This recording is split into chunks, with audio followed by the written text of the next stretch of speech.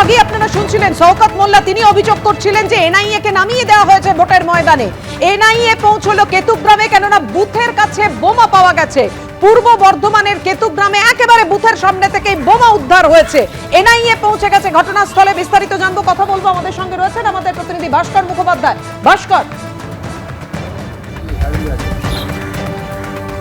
দেখো, এই মুহূর্তে আমি রয়েছি কেতুগ্রামে বেরুরি গ্রামে। এই গ্রামেই আজকে ঠিক ওই 12টা নাগাদ, সকাল 12টা নাগাদ এখানে বোম উদ্ধার হয়েছিল এবং যেখানে ভোট কেন্দ্র তার থেকে প্রায় 200 মিটারের মধ্যেই একটি পুকুর পাড় থেকে বোম উদ্ধার হয়। 6 পিস বোম ছিল বলে পুলিশ সূত্রে জানা গেছে। নাইলন ব্যাগের মধ্যে বোমগুলো ছিল। আমরা দেখতে পাচ্ছি bomb disposal squad, CID team তারা এখানে এসছেন এবং তারা এসে এই বোমগুলি নিষ্ক্রিয় করেন। একইভাবে এনআইএর একটি দল এসছে, তারাও এসে এখানে আমরা একবার কথা বলার চেষ্টা করব যারা এখানে আছেন তাদের সঙ্গে একটু। কতগুলো বোম ছিল বা আপনারা কতগুলো ডিসপোজ করেছেন? থানার অফিসারের কাছে।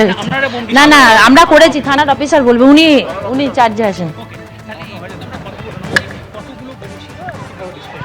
6 পিস ছিল বোম, আর বম স্কোয়াডের যারা টিম আছে ওনারা এসে ডিসপোজাল করেছেন। এনআইএ দল এসেছিল? হ্যাঁ, এসেছিল। ওকে, তা কি হলো, মানে বোমগুলো কোথা থেকে এলো বা কি জানতে পারলেন? না না না না, ওটা অনুসন্ধান চলছে।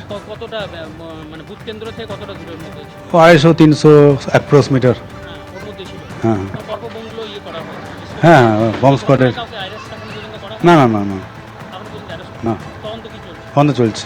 একদমই। তিনি জানালেন যে তদন্ত চলছে। এনআইএ টিম একদিকে যেমন তদন্ত করছে, অন্যদিকে সিআইডি বোম স্কোয়াড তারাও এসে এই বোমগুলি নিষ্ক্রিয় করে এবং আমরা দেখব যে পুরো আমরা দেখতে পাচ্ছি আমাদের যে সঙ্গে থাকো।